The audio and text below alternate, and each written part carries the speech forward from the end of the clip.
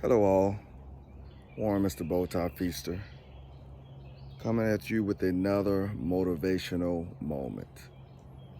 Based on the responses I received from the one where I sat in my backyard and listened to nature, I decided to do this one out here in nature before the day gets started, before I get started. Haven't even gotten my dog out to go walking yet.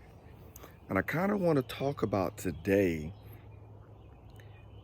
about cabin fever. I know I've been going on this entire year, 2020, the year of vision, and how to go after your goals and pursue your goals and finding your dreams and your vision. And you may think talking about cabin fever is a little different or away from the theme or the topic, when in fact, it's really right in line.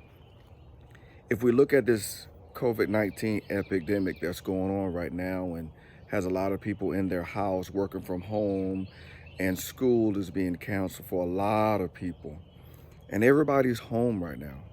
If you have people like me who are extroverts that love to be outside and about, being home all day with everyone over and over again, it can produce a cabin fever effect. Here's the interesting and I think the ironic funny thing. We're not at this time quarantined to our home where we can't leave. We're just advised to minimize our public gathering. So it's interesting that we're getting cabin fever simply because we are home more. There are ways to combat cabin fever. You can go outside. One of the things that I had my son doing the other day was raking the leaves. And he was outside, got some sunlight, that vitamin D, and that does it.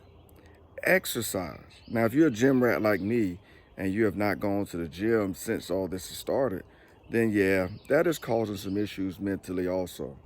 But there are some things that you can do. I have a young man that I met a while ago, and he does all his workouts right now are home workouts.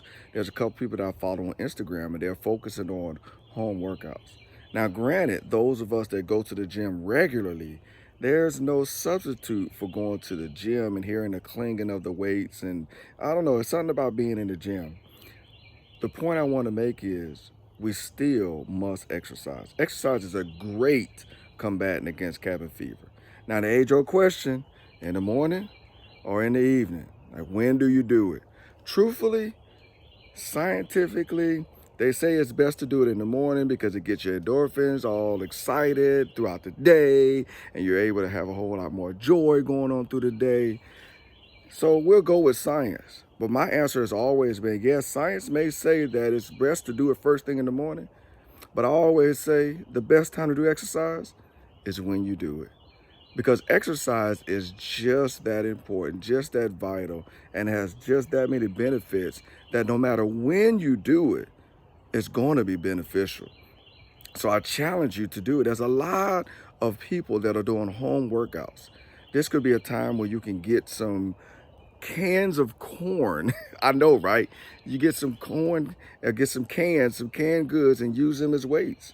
Now, it's not going to be the same if you're lifting up 400 and 500 pounds. No, that's not me.